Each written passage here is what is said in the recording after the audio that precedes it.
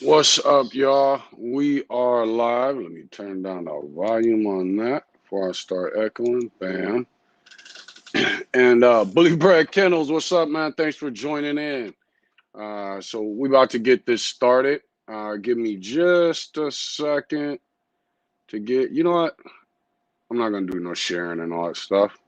We're just going to keep it how it is. But give me just a second to get this to the top of the group. So everybody join in as we get going. We're going to discuss, looks like 3 topics. And let's see here. So some of you are watching from possibly my page. Some of you are watching from the Giant XL American Bully Breed group. And then some of you are watching from YouTube. Once again, I'm going to try to keep up with the comments from the different sources that they are coming from, because StreamYard is not bringing them all together like it's supposed to. Let's see here. We got a couple Facebook users saying, what's up? Somebody said, can you see my comments? This is how it looks to me. I see Facebook user. So unless you go to the link that should be at the top, hold on, give me a second. Should be a link at the top that, hold on, there we go. Should be, okay, yeah. So it's a link at the top of the group that says StreamYard.com/Facebook. If you click on that, then it will allow me to start seeing your Facebook page when you join in. Other than that, if you've never clicked on that before, the only thing I can see is the people who are on YouTube. So we're going to get this going. Hotep Kennels, what's up, man? Thanks for joining in. Dion, what's up? That picture of Niagara Falls was dope today. You've been putting up some dope pictures, dude, but thanks for joining in, Dion. Let's see here. Verena Taitano, if I'm not sure if I'm pronouncing that right. Thanks for joining in. Let's see. We got a Facebook. Okay, Jay Rivera, what's up? He said he's still in jail. That's why you've been saying Benny. I was wondering what was going on with that, Jay. But now I get it. But anyway, thanks for joining in, Jay. And let's see. WKRK9 said, what's up, D? Tuning in from the DMV. There we go. So thanks for joining in. The 3 topics, let me see. If I cover this, it'll show me my topics. This will show me comments from the group. And then we got Manuel Toledo in the group. Thanks for joining in. Let's see here. If I expand that, hopefully I'll be able to see your comments. And let me open up one more for those that come from my page. Give me just a second. And I think we should be good. Let me grab this. So while y'all joining in, let me get situated. Ooh, I should have turned the air on in this house because it is burning right now. Actually sweating. Maybe I'm nervous because I ain't been live in 2 weeks. But let's get to it. So we got 3 topics on board for tonight. Plus, of course, like always, whatever you guys present during the live. Why is that not showing my live? Come on. See? All right, there we go. Bam. Expand. All right, so I should be able to see all the comments, and I'll try to keep up with them. Robert, what's up, man? Thanks for joining in. BSK Jerry Jimenez, thanks for joining in. So I'm gonna try to keep up with the comments, but also I'm gonna try something I've never done, which is posting the link for you guys to join in. But I don't know. Let's see if that works. So if you want to join in the live, there is the link. Remember, we got to stay on topic. We also got to bring in others who might want to join in. But if you want to join in on the live, there you go. I think I can work that right. I should be able to. Sometimes my age and the internet don't agree with each other. But let's go ahead and get it going. So hold on. And if I post it here, then YouTube people should be able to join in. All right, so if you hit that link, you should be able to join in, I'm thinking. If not or whatever, then let me know and I'll try to fix it, although I probably have no idea how to. And let's go ahead and get this going. But so the three topics for the night. One, a quick rundown on allergy issues. I had a guy hit me up a few weeks ago, told him I was going to give him a regimen to put his dog on. Through getting other PMs or DMs, whatever you call them, I kind of lost track of it. Don't know who the dude is, so I just wanted to make sure that we put this out there today. So we're going to do a quick rundown on allergy issues. Also, why have so many breeders been breeding XLs, whatever the breed is, for 15, 20 years, but they're still buying dogs? Still don't have a well-known stud, which that I could kind of get, just depends on your marketing of it. But they're still buying dogs, still buying studs. And then the last topic, which we're going to get into first, is people who speak on others' prices. What should you be charging, and what should you be basing it on? So that's going to be one of the first topics. Also, I got hit by a couple people that do or became aware of me charging consultation fees. I need to make that clear. I don't charge anything for dog talk. You want to talk about breedings, your yard, you want me to look at something, I don't charge anything for that. Only thing I charge for is when it comes to behavior and obedience issues. Now, 9 times out of 10, I don't even charge for that. But when I do charge, then then we can discuss that. But that, if you hit me PM, but when I do charge, it's because I'm sticking with you until the problem is taken care of. So I had a few people hit me up. I just want to make sure that I cleared that up. As far as you want me to look at your dog, you want to talk breedings, anything like that, I do not charge for that. That's just, I like talking dogs. I like looking at dogs. So that's not something I charge for. It doesn't take up a lot of my time. Whereas with the obedience and behavior training, I have clients because of COVID that I've been dealing with, online or over the phone. And so that's something that I've kind of moved over to the Facebook world also. But other than that, let's go ahead and get into it. First topic, people who speak on others' prices and what should you be charging and based on what? I'm going to get to the nitty gritty. I don't understand why breeders are having problems with other breeders charging $1 million for puppies. To me, that's their business, and it's based off of their demand. I saw a thing the other day, actually it was today, and it was saying that if you have a show quality dogs, then this is what you should be charging. Pet quality dogs, and this is what you should be charging. And dogs without paper, then this is what you should be charging. I think dogs without paper was like $1,500 and lower. But here's the thing. Most of our clientele, because we don't sell dogs through social media through our Bullies.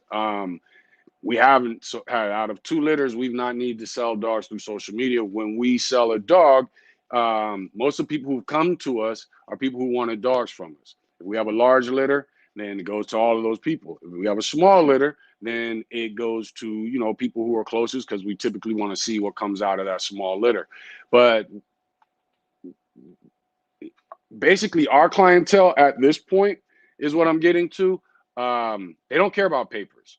And if we want to charge them $3,000, $4,000, $5,000, whatever, they don't have an issue with that based off of papers and show quality and things like that. If they get a dog from us, they want something that they know is going to be good with their kids, that they could take to dog beaches and dog parks, and at the same time is going to be not only capable but willing to bite to protect their home. That's what they're looking for when they get a dog from us. And that's because we just got into Bullies, but we've always been into dogs. So when I see people say, I wouldn't pay $10,000 for that dog. Okay, I probably wouldn't either. But at the same time, you can't be mad at the person who's selling it for that amount. And you can't be mad at the person who is buying it for that amount. And y'all join in anytime you want. Rob said I'll join in on the second one. Okay, cool. Brian Ward said, old ass. Hey, Who else we got? Tristan Fang said, what's the topic? We got 3 prices for dogs, what you should or shouldn't be charging. I'm gonna get into what you should be charging in a second. Also allergy issues, because that's been coming up a lot lately. And then what was the third topic? What was the third one? People who've been breeding XLs or any breed for 15, 20 years. And for whatever reasons, they don't have a bloodline. They don't have a stud. They're still buying dogs. Why does that take place? And I don't even know if I got all the answers to that. So y'all let me know. Let's see. Rob said, I'm charging if you want me to say hello. You let me know when you're ready, bro. And don't jump on too soon, because you know I like keeping you on here. So here's the thing: when it comes to prices, you can't be mad at what another man is charging for their dogs. You can't be mad at what another man or woman pays for their dogs, because here's the deal: I can have the worst dogs in the world. Let's say I'm producing dogs and they only being born with 3 feet, but I can't figure out why this keeps happening. So while I'm on the quest to find a dog with 5 feet that I can breed to, so we can finally make dogs with 4 feet. If I got clientele that are millionaires and they're cool with my dogs with 3 feet, who are you to say that they shouldn't pay it? They're going to look at you funny because they got the money. So your prices depend on your demand.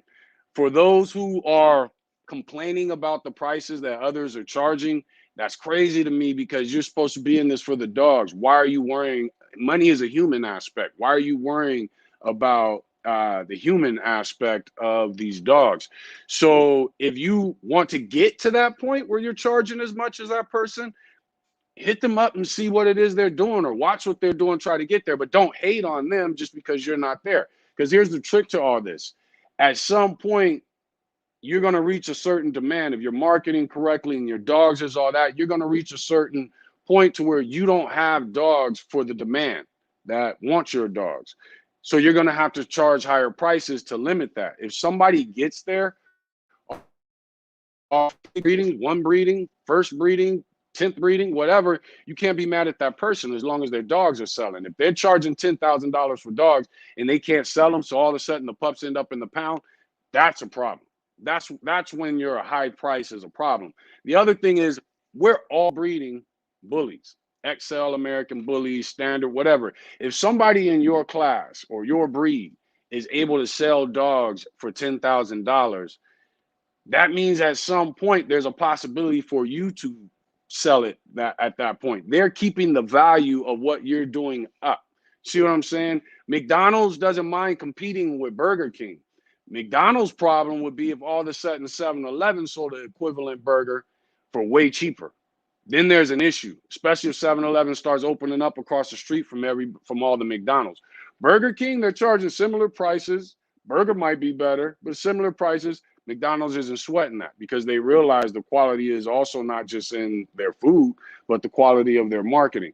And let's face it, we here on the internet, very few of us are strictly here just to learn. So you here to promote your dogs, let people know what it is you're doing, find out what's going on with the breed, which is learning and information. But the fact is, the minute you say you got a stud, or the minute you say you got puppies, guess what? You're marketing, and as your marketing gets better, your prices are going to have to go up, because you got to slow down that demand. Boom, boom. Let's see. Dion said, fourth topic was the class issue again, like the schnauzers. You know what? Let me add that on here. The class issue. We're going to get into that. Man, Dion, they don't like my opinion of that, but you brought it up, so I'm going to blame you. With this breed. All right, so I make sure. So again, you guys, quit complaining about what other people are charging for their dogs. Oh, hold on. One more topic tonight's live. People who eat on other prices. Okay, I think there we go. All right, so quit complaining about the prices of other people's dogs and what they're selling for, as long as they're selling. If they're not selling and they're ending up in the pound, that's a problem. But if they're selling for $10,000, they are stepping up the value of the breed that you're in. Why hate on that? And don't make well, I'm going to undercut. I'm going to try to breed dogs as good as theirs, but I'm going to undercut them and their prices. Don't do that. That's silly. So quit worrying about what other people are doing. Jay says some food is trash. Diamond will not be used. But okay, so he's on another topic. But so think about that when it comes to when you feel that little bit of a hate in your heart pumping through your veins, shut that down. Quit worrying about what other people are doing. Focus on your dogs. If they're charging $10,000, try to find why. They're charging $15,000, $30,000, $1 million for pups. Try to see in their program what it is. If you don't see it, they may have the worst dogs out there. It's still none of your business, and it's still bringing up the value of the breed that you sell and that you're into. So, turn on the air. Goodness gracious, it's hot in here. But so quit worrying about what other people are selling their dogs for. The class issue that Dion brought up. Let's go ahead and jump into that. And some people have heard me say, and a lot of people had a problem with it, that I don't really see the point, and this is my opinion, just my opinion, and my vision. Right now, with my vision, I don't see the point in the classic class. When you have classes, and I'm coming from just dogs. When you have classes are based off of height. The miniature bull terrier is a different height than the standard bull terrier. Your miniature Dobermans, you got various, I can't think of the other line of Doberman, but there are 3 different ones, but their difference is also in height. The Schnauzer, best example. You have the giant Schnauzer, the standard Schnauzer, and the miniature Schnauzer.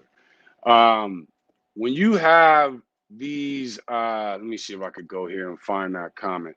Okay, so when you have these classes are not broken up by weight, they're broken up by height. So I don't understand with the bully community why we have a classic and a standard. They're the same height. There's supposed to be a difference in, let me try to post the link again, Rob. Hold on just a sec. There's supposed to be a difference. All right, I just posted it. I'm thinking you see it. Hold on. But there's supposed to be a difference in height that differentiates the classes. Other than that, the dogs are supposed to look the same. Some classes may have different breeds that created the different classes. What's up, Zach? Thanks for joining in. What's up, Luke? Thanks for joining in. But they're still considered the same breed. Schnauzer is considered a Schnauzer, whether it's miniature, standard, or giant. So here's the thing. To me, when you have a classic class, I don't get it, because really it's just a different style of the standard. Just like the double XL is a different style of the XL. It's a larger version of the XL, but it's still an XL. The classic is a standard with less bone. Well, in order to get somebody to understand, what do you have to say? The classic is a standard. It's the same height as a standard. It's just less mass, not as bully. But when you look among the breed, what do you see? If you're going to take classic, what do you see when you look at pockets? I see classic versions of pockets. I see classic versions of classic styles of the standards. And I see, or which is the classic, I meant to say, I see classic styles of XLs. So I don't really get the point in the classic class, other than the fact that people have already been stuck breeding them. But to me, it's more of a style of dog. So the only reason I could see in having a style of a class, the standard, but that style exists in pocket and it also exists in XL. So why aren't those considered a class? And we have 6 classes. So that's something that I don't get. We know that at some point they plan on taking these classes and putting a true separation between them. Right now there's a division, but there's no separation. So when they start putting inches, which is going to have to happen, between these dogs, that means if we keep the standard where it is and you put inches in between, then the XL is going to have to get a little larger. and the pocket is going to have to get a little smaller. Or you can shuffle the standard down maybe, but then that means the standard gets smaller and the pocket gets smaller, plus the XL gets smaller. They're going to have to figure that out. Now when Dave Wilson did speak on that, what he did say is that they're going to give breeders time, a couple years, let it be known this is what's about to take place in 2025. And therefore now's your chance to get ready for that. So why haven't they not turned on the air? When y'all have kids, make sure you raise them to not ignore you. It's difficult, very difficult. But anyway, so that's something that we have to think about. And so when you have the classic class, if the standard stays the same, then of course you got the classic. But how can you have a classic dog, but then complain about the UKC style of dog when you've got the classic dog there? So to me, I just don't really get it. But like I said, they're going to put a division between the classes. When that takes place, are they still going to keep the classic? I think the classic style dog for the pocket, the standard, and the XL is a necessity because all breeds have that. All breeds have a smaller and larger version that people are able to go to. And typically your less bulky version tends to be healthier and tends to have a better conformation. So I think the styles are needed, but I don't know that it necessarily needs to be a class. Why have a classic class, especially when the classic class is actually one of the newer classes? So why have a classic class? But then people turn around and look down on a classic style pocket or a classic style XL. And especially with all this inbreeding going on and everybody chasing the same studs, you're going to need those classic style pockets and classic style XLs to go to as the gene pool shrinks, because some of these dogs are just messed up. They're dying early because they're too extreme. It's happening in XLs. It's happening in pockets. It's happening in standards. It's happening in exotics. People are just going too extreme because they're thinking about their eyes and what the demand and the trends govern rather than what the species governs. And, the species punishes us for what we do. So when they decide they wanted to chop off the snout on a English bulldog, the species said, okay, we're going to make sure he has health issues due to not having that snout. So we have to figure out a balance between what we want and then what the species will allow. And as we're figuring that out, you're going to always need classic style dogs, but they don't necessarily have to have their own class. That is just my opinion. Let's see. Rob said no need for the standard class. No need for the standard class? I think you need the standard class in all breeds because that is the foundation. So I don't know about that one. Let's see. Verena said, well said, my brother. Thank you. But I think that's something that, the registry has to think about. And, everybody says, oh, the reason they have the classic class is just for more money. I don't know if that's true or not. I think there are more reasons beyond that, beyond money for the classic class that I can think of. I just don't necessarily agree with them, me personally, myself. But that was the classes. Now let's get to the next one. And then we're going to get to allergies last, and we're going to rush through that. What's the deal? Let's see. Somebody threw up one. How about a breeders association to police the scammers and have some type of credentials or reference to make buyers comfortable? You know what? I get it 100%. And in that way, those who have done good business can be a part of that association and had no issues. Here's the only thing with this, and this is tricky for both the consumer and both the breeder. Coming from the consumer, you have a lot of scams that go on. Your best opportunity to avoid those scams is always to go see the dogs in person. If you can't do that, be amongst the groups, communicate with people, find out who people are getting dogs from, who's out there. Like for instance, myself, if I were to scam somebody tomorrow, it would be all over Facebook. Everybody would know it. Everybody that can't stand Daryl Thor would be loving it to be able to point. We've put ourselves in a situation where we've always got to do good business. even if it means we take a loss, which is something breeders need to be doing anyway, whether you're out there or not.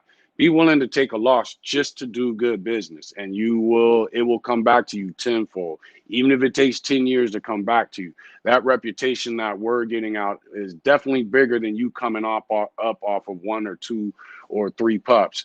But so the consumer does have to watch who they deal with. You need to be making sure that you're able to communicate with this person. They can send you videos, etc.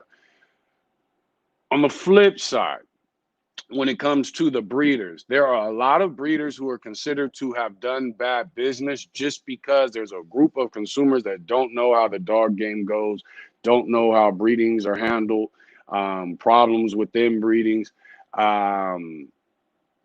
People want papers, and the breeder says, okay, I'll get you papers. But then the breeder decides, you know what? The dog you're purchasing shouldn't be bred. Well, if there's no contract that's been established, the breeder has to stick with his gut. He may have told you were going to get papers, but then all of a sudden the dog that you picked or the dog that you got, the breeder's looking at it and like, you know what? Maybe I'll give you your papers if you get the dog spayed and neutered. And then at that point, they're gambling. So if you make it obvious that you got a dog that this breeder feels he doesn't want bred, but you make it obvious that you're going to breed that dog no matter what, that breeder would be a fool to give you papers. And then guess what? They're looked at as doing bad business. And if they don't argue correctly, post correctly, whatever it is, people want the drama. That's the thing, is it's an internet world. People prefer the drama rather than what's right. And so so I think the consumers, here's what I would say. I think as breeders, when we know somebody has done bad business, we do need to be willing to support the consumers in that. And that might be on Facebook. Consumer posts their problem with a breeder, and they're giving details, and you get all the details. And then all of a sudden, that as a breeder, we need to be able to speak up and say that person was wrong. We have to be willing to do that. Otherwise, not only does that person not correct themselves if it was something that was innocent, but other people are going to be looking at that. There are people who don't even own dogs that see people get ripped off. It doesn't become a big deal. So then they start doing those same things so they can get a little extra change or a couple deposits in their pocket. And I think we have to be, I think as breeders, we have to be willing to support the consumers. And as consumers, you need to make sure that you understand how these dogs go. Okay, hold on. We got Rob wanting to jump in. What's up, bro? Can you hear me? Yeah, can you hear me? I hear you, bro. What's up? Oh shit, chilling, just listening to the conversation, bro. Just to backtrack real quick, I don't really think there's a purpose for a standard class because you have the XL and the classic. So to me, there's no purpose for the standard class. Most of the time, the classic is going to be damn near more functional than the standard. So why not just work on perfecting the XL? You feel me? And that's just my personal opinion. You know, But I get where you coming from with that. But if you look at where the ABKC is at, they want a bullier dog. Am I echoing for you? no. Okay. Let me know if I'm echoing, you guys. I do get where you're coming with that. Like if you had the classic, but not the standard, but the XL should be a bigger, taller dog. The pocket should be a stockier, shorter dog. I get where you're coming with that, but I think either way you're gonna have the standard class anyway, because that's the direction that the breed is headed. You know what I mean? Is that standard look, and Hey, so they say you are echoing, bro. I think it's because of me, because you wasn't echoing before. Let me jump out and try to come back in. yeah, jump out and come back in.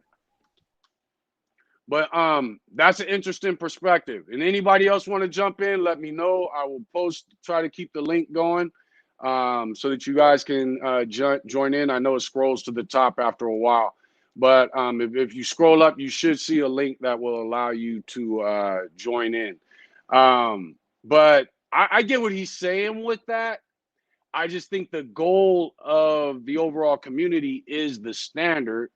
Whereas regardless of any goals, you're always going to have the classic style dog in each of the classes and in every breed. You're gonna have that, especially because the show ring tends to be dogs that get, where it's the golden retriever, whatever it is, they start to get bigger and bigger. That's one of the reasons a lot of the dogo breeders had an issue with dogos being accepted and being in the Westminster show, is because the dogs start to get bigger and bigger, less functional, less healthy, and all these things start to happen. Hold on, let me see.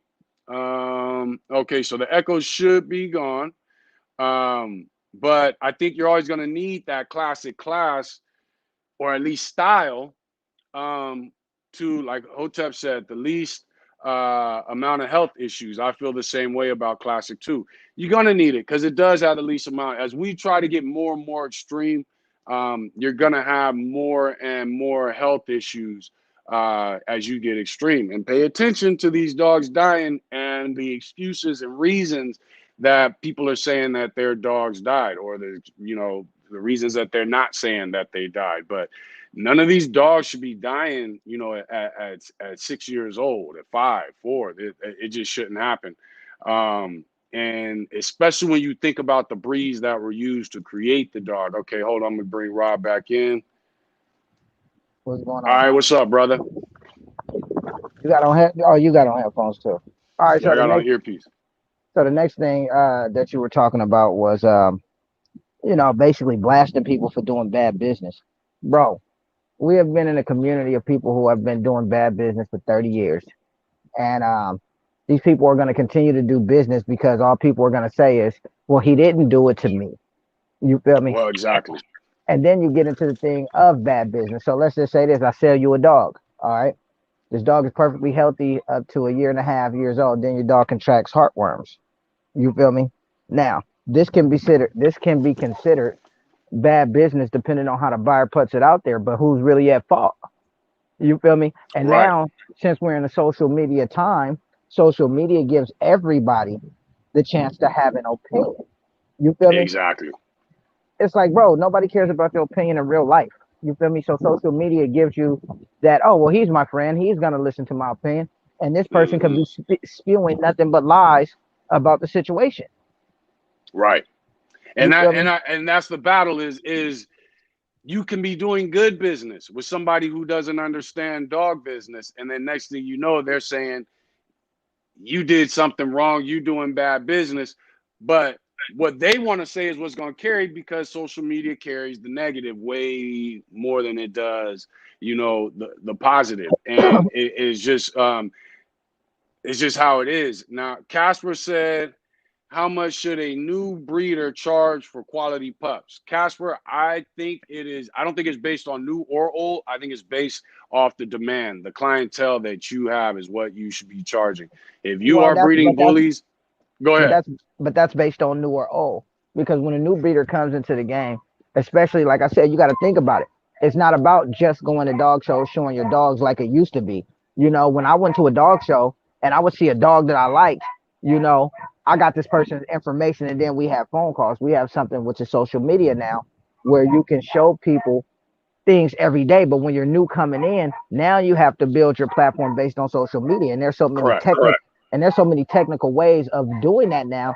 It still leaves the new breeders out. I see a lot of new breeders coming to the game doing solid breeding, producing dope ass dogs that if you put it in my hands or somebody else's hands that has a platform, we're gonna sell those dogs like off the shelf 10K easy. You feel me? Right. That's easy, fast sell 10K versus somebody who gets in the game that doesn't know anybody, and now they got to turn around and take two, maybe three, just so they're not sitting on a stock Well, of see, dogs. and that's what I kind of think. Is it echoing again? And that's what I kind of think is becomes the problem, is there's a lot of people getting into this new breed. When we got into bullies, we kind of already had a clientele for dogs. We just switched over into bullies. There's a lot of people who are getting into this breed and aren't known for dogs. There's too much focus on social media. You've got Tractor Supply, you've got business cards, you got PetSmart, dog parks, dog beaches. You need to be getting known in your community for dogs, in my opinion, before social media. Or at least if you're getting known in social media, try to make sure that you're also getting your dogs out there in your community, walking your dogs, talking to people. Well, but see, but Um, we're also in a time where social media can be built amongst the people in your community. You feel me? It's like right, but I social. don't need to be Facebook friends with my neighbor. You But know what if I'm I, saying? but if this person, if my neighbor is into dogs, why not? Why not? But chances are they know of me for dogs outside of Facebook. Yeah, You see what I'm I get saying? that. I mean, I feel like this. A new breeder, listen, regardless, stop listening to people. Oh, the dog will sell itself. That's bullshit. Yeah. Um, you know, oh, you shouldn't be doing this for the money. That's bullshit. Because most of the people that say that, you still see them posting their dogs for cheap prices, and those cheap prices is their Okay, they reason said for it. it's echoing again. Yeah, it is. I hear it now too. Well, mute your mic and let me see if it's still echoing. Just mute yours real quick. Uh, you always asking me to do something extra. Where do I Oh go to well, look, mute this this? what I'm gonna do. I'm gonna just jump off, bro, and let you finish the live. But let me just say this one thing. If you are a new And then you breeder, know what I'll do? At the end of the topics, anybody could jump on, and then that way you guys can talk, say your thing, and I'll kind of sit back. Matter of fact, we might start doing that on all the lives. yeah. So for new breeders, just make sure you look at breeding as a business, because if you're getting into this to sell dogs, just because you look at this as a business does not mean you don't care about dogs. And I'm tired of Right. that aspect of things going. Oh, they're selling dogs for $30,000. They don't care about dogs. You feel me? I mean, this is untrue. So look at it from a business aspect. Look into business management. Look into business marketing. Look at social media marketing promotions. Treat it like a business, and there's no way that you won't be successful at some point once you create the style of dog that your followers are enjoying. So I'm There gonna you go. just jump off. Jump back on later, dude. All right, brother. All right. So, Casper, I would say again, you do want to build your platform on social media. Social media is a huge impact in especially this breed. But this is a good looking breed. It stands out, especially if you're in the XLs and even with pockets and standards. But when you're in the XLs, they just stand out when you go places. Get out there with your dogs. Build your clientele outside. Get you some business cards, go old school, get you some business cards and build your clientele outside of just social media. Social media is a major factor, so you need to be doing that also. Because the other thing is, everybody's not keeping every dog in every litter. And the last thing you want is, as you're picking the best dog for your litter or for your yard, you want to also have people that you can get those pups off to that aren't as good, but are still make good quality dogs for, the average home. And you need to have people that you can go to. So make sure you're working on both, getting your dogs out, getting them seen, walking your dog, not just in your local street, but go out to the major street, walk your dog. Even if it means you got to park your car, get out and then take your dog for a walk. Get your dog seen. Let's see here. What is your process for selecting the best clientele and families for your dogs to go to? Personally, my cousin and I are heavily into temperament. And that was, so there were things we were looking for when it came to who we were going to be getting our dogs from. So we were looking for people who have families, kids, who are active with their dogs. They might even just be active in the yard, but they've got a million videos of them being active in the yard. Chances are they're also active in other places. So there's a million things like that. Me personally, I look at the dogs we produce. They are large dogs. They're well-tempered. Um, they are protective. So far, our oldest litter is just over a year old. And they're coming along exactly how we wanted them temperament-wise. So for me, I think our dogs are good with a single home, a single mom, a family. I think our dogs are good. I'm more looking for a person who is experienced with dogs. Would I say dogs of the size that we're breeding should be with a first-time dog owner? No, they can get stubborn. You know, tails knocking beers off the table, and you know what I mean. So for a first-time dog owner, I would say that that's maybe a person I would avoid. But at the same time, we are breeding a temperament that for a first-time dog owner should be cool as long as you're just not crazy about it. But as long as you got some common sense, you should be able to handle most well-bred dogs. As a breeder, like I said, you want to know about the family.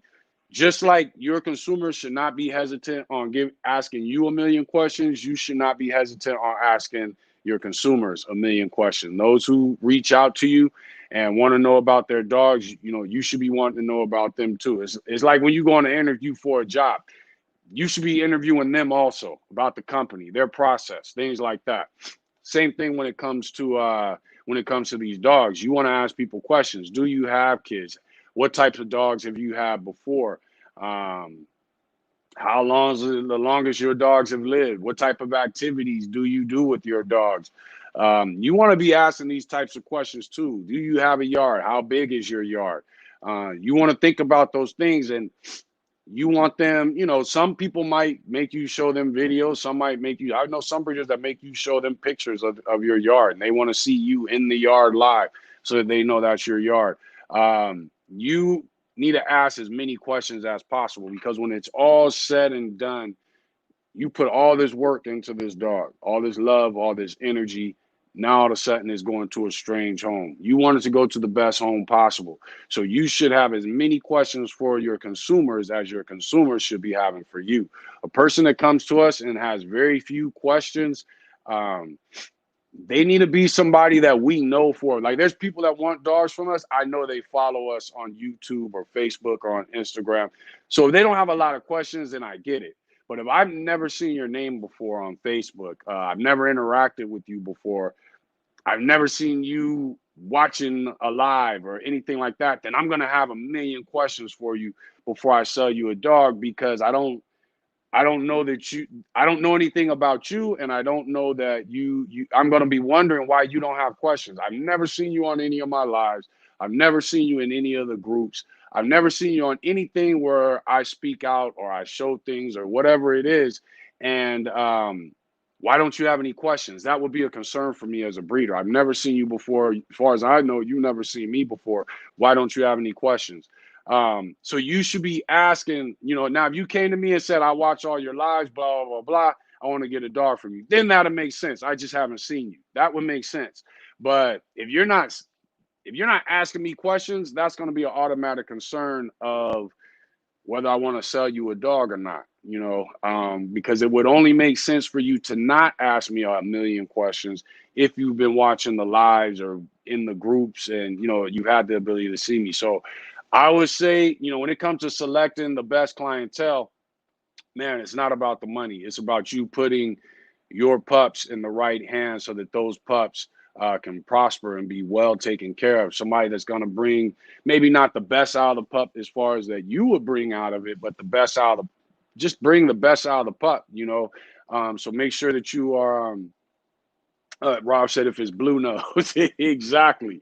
But, man, you want somebody that is going to be asking you questions. You want to sell a pup to somebody that comes across with concerns. And again, so ask just as many questions to a consumer as a consumer is asking you. Hotep Kendall said people don't see XLs every day. That's exactly what it is. They don't, and they stand out. So get your dogs out there. When it comes to the price of your dogs, get them out there so that you do have clientele, not only in the real world and also in this virtual world of social media. And your prices are going to be according to the demand, what people have to offer. Don't be afraid to say I charge this amount and people are like, that's too much. Unless you're saying an amount and your dogs, look at your dogs. See those people who are selling them for, who have similar dogs, what they're selling them for, what you paid for it. And then look around at your clientele, look around at your neighborhood, look around at social media, who it is you exchange with, who's asked you questions, who's wants to talk to you about dogs or getting one of your dogs. And you've got to, gauge it on that. If there are people you see and they get, and that's what sucks about social media. Let's say from everything you see, this guy's charging 10,000, this is 5,000, this is your first litter. So you're like, okay, I'm going to charge 2,500, 2,000, 3,000, 4,000, whatever it is. And then all of a sudden they're not selling. So you come down on your price. Well, guess what social media does? The minute somebody notices that, they start talking shit. He can't sell his dogs. He had to come down on his price. That's one why your price should never be out there on social media. People need to contact you privately. But two, if that's what helps you put those dogs in good homes, then I'm 100% for you coming down on your price. That's not a bad thing because you're not trying to keep this whole litter. And if all of a sudden you realize for whatever reasons my clientele will only pay $500, everybody that comes, then take your price down to $500. Make sure that they are going to good homes that even though they pay $500 can take good care of them. If they need to go to the vet, the family can afford it and understands that there could be other bills because you're now owning a dog. Just like when you gave birth to a child, you are going to have doctor visits. If they give you that comfort, but you just need to get rid of the dog, so be it. Don't worry about social media or people on social media talking trash about you because you had to lower your prices.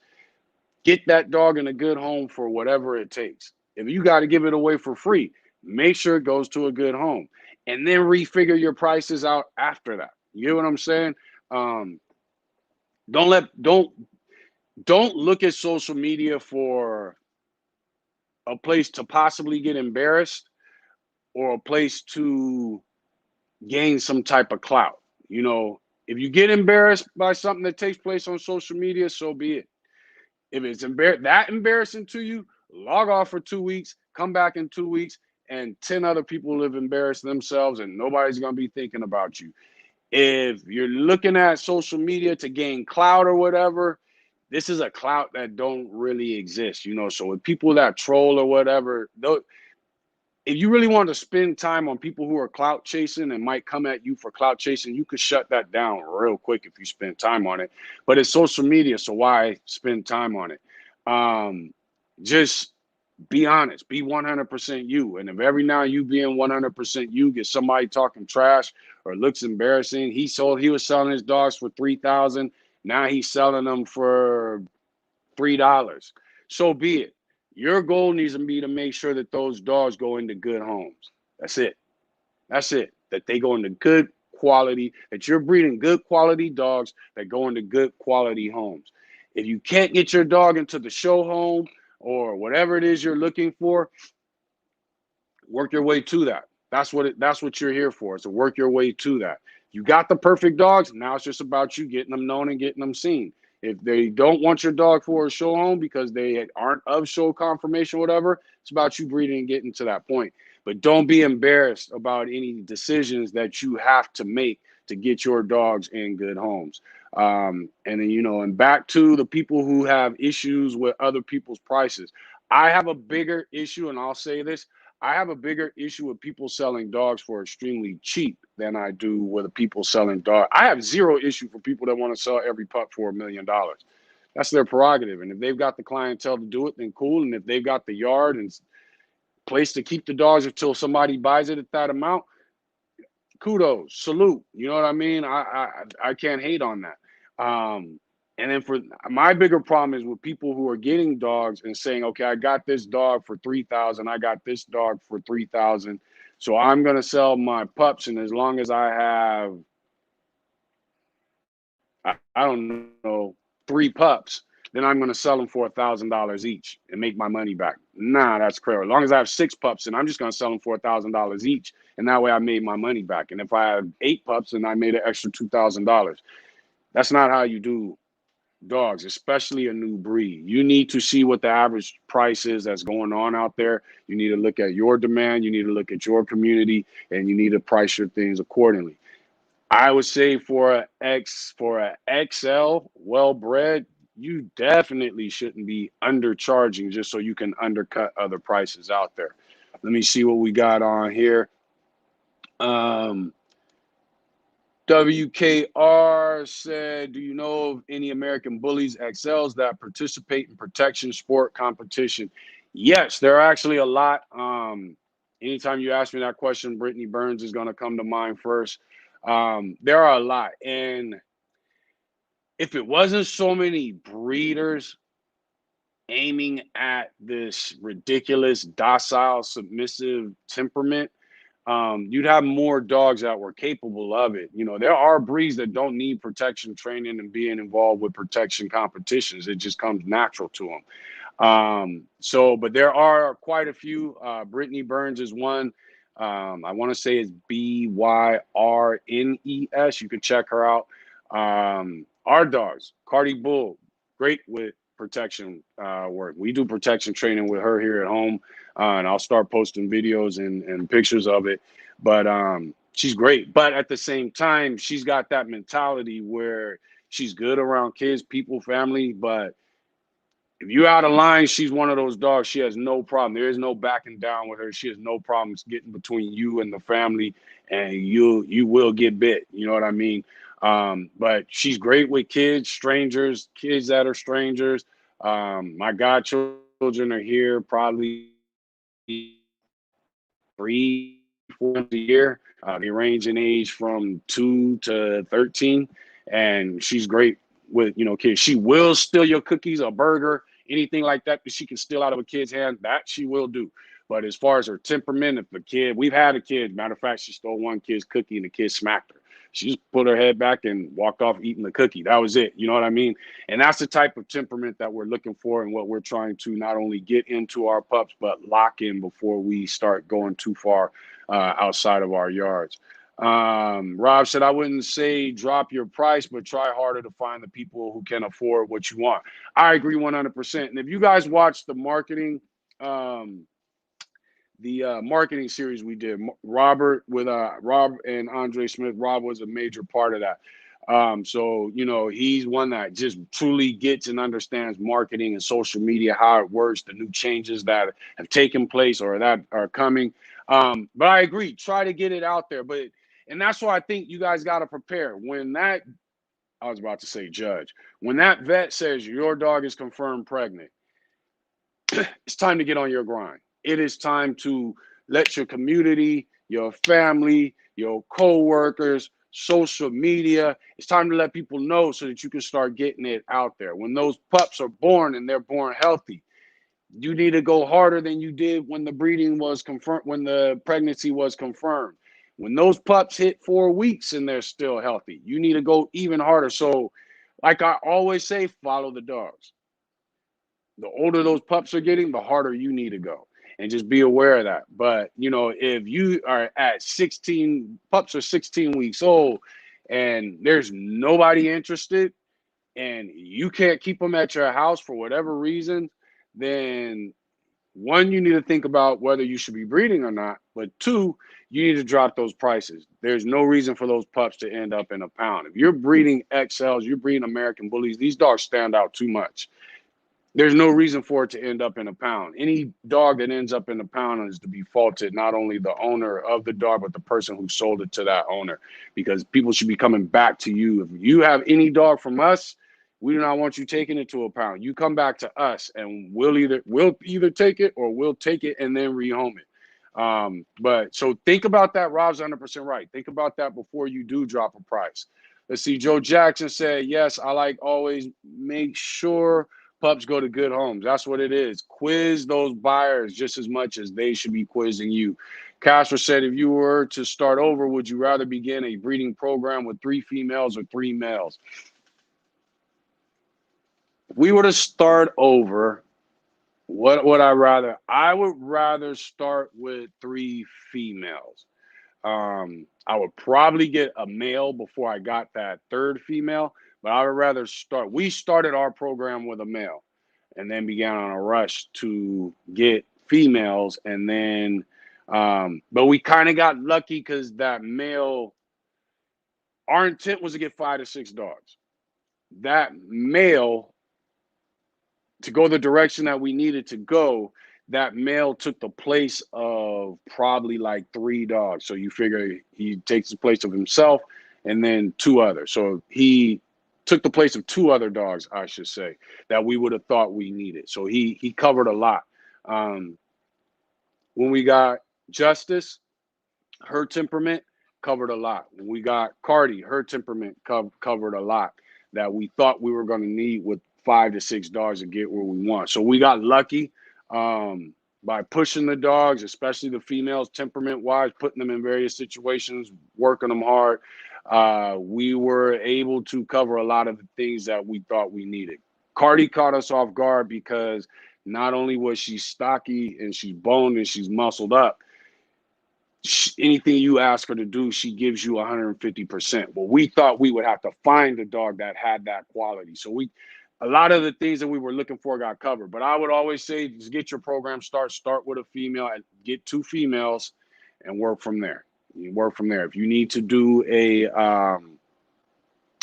breeding to an outside male, work a deal, with that, but so that you can build your male. But I would honestly say, get you 2 females, and get you a male. Don't get so caught up into their bloodlines and all that kind of stuff. Try to get the traits you want from scatterbred dogs that are passing those traits through their pedigree so that you can create your own. Because remember, dogs with big heads being bred to dogs with big heads are just as good as breeding bloodlines with big heads. It's all about traits. Let's see. Hotep said, and I'm going to check on Facebook. Give me just a sec. I was told 1,500 was a good price for somebody just starting out that nobody knows when I first got started. I would say so. I'd agree with that. I'll agree with that. I think you could do a little more, but I would say at 1,500 for a brand new breeder, just getting going, just getting your name out. Let's say you got those pups and they kind of caught your marketing off guard. I would say 1,500 should be like bare minimum. You know what I mean?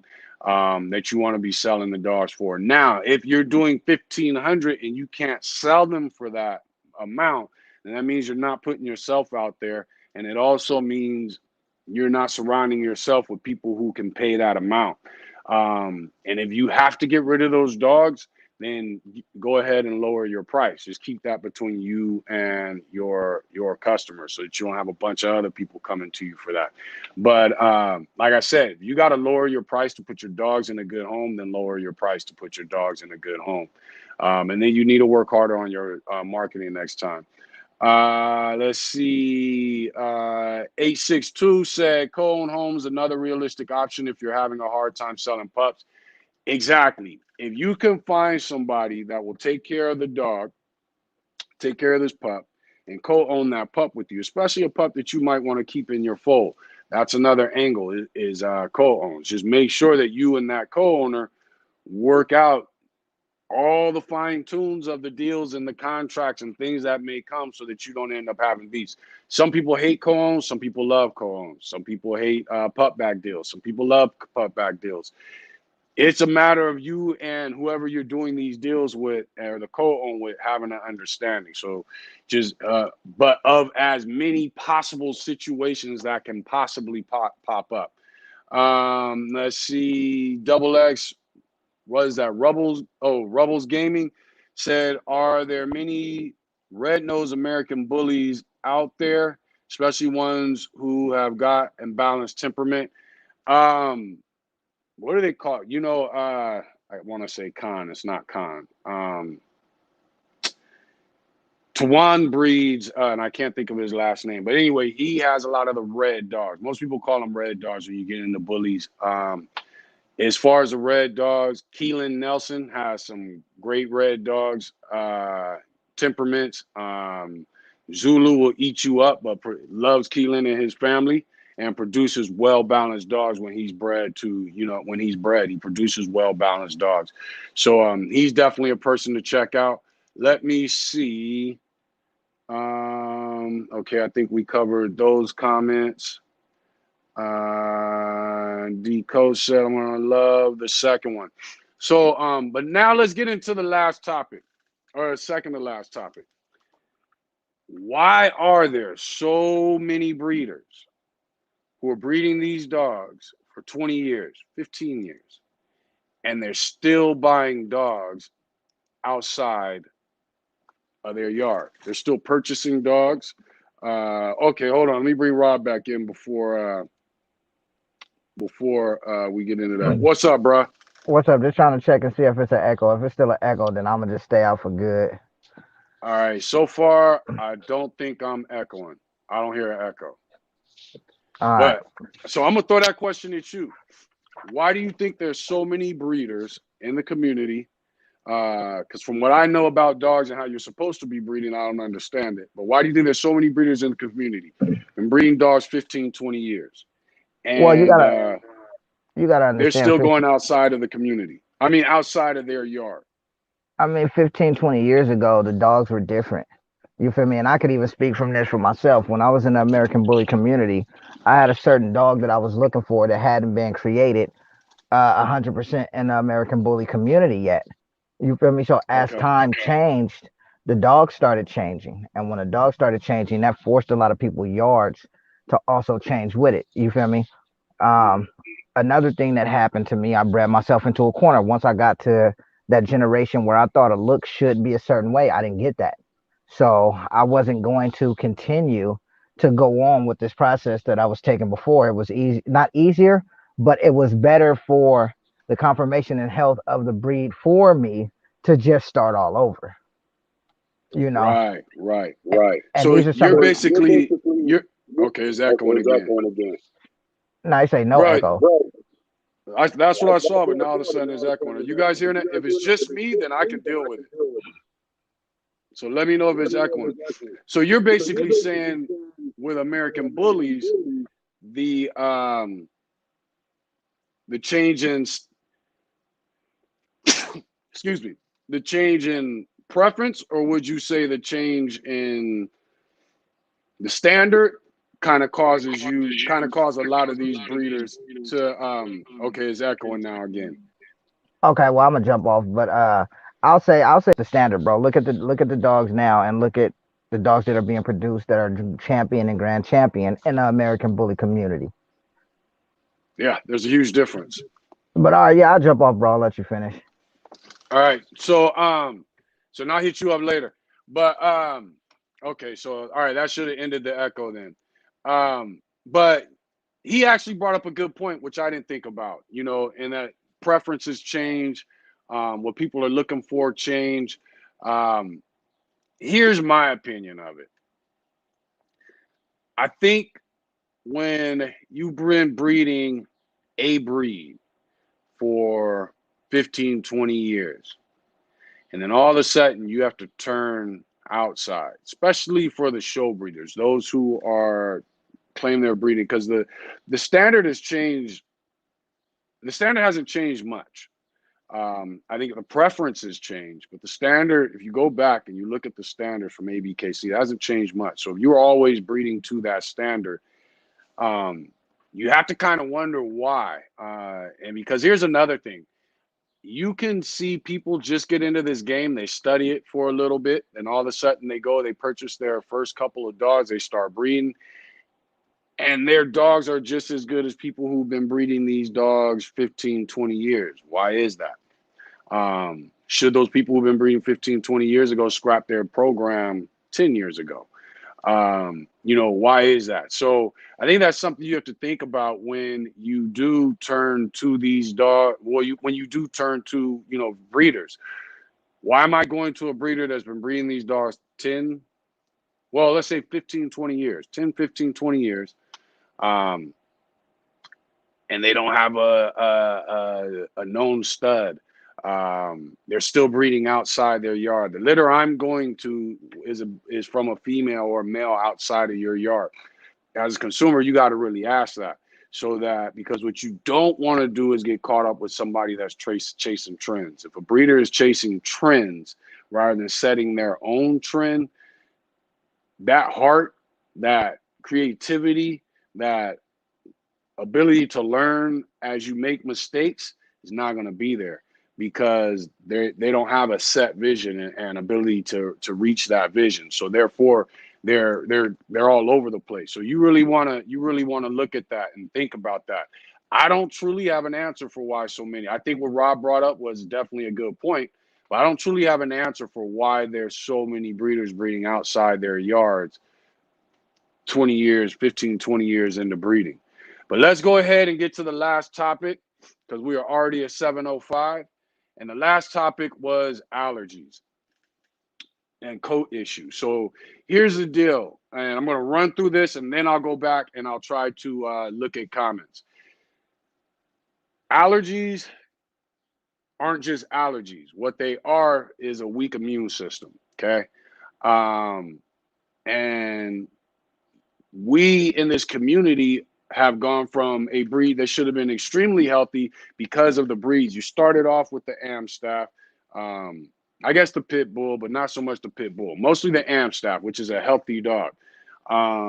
We started breeding them to, and we're going to just speak on the XLs and even standards, but focusing on XLs. We started breeding those Amstaffs to, we know we were breeding them to Rottweilers, Cane Corsos, Oldie Bulldogs, Alapahas, American Bulldog especially, Johnson, Scots.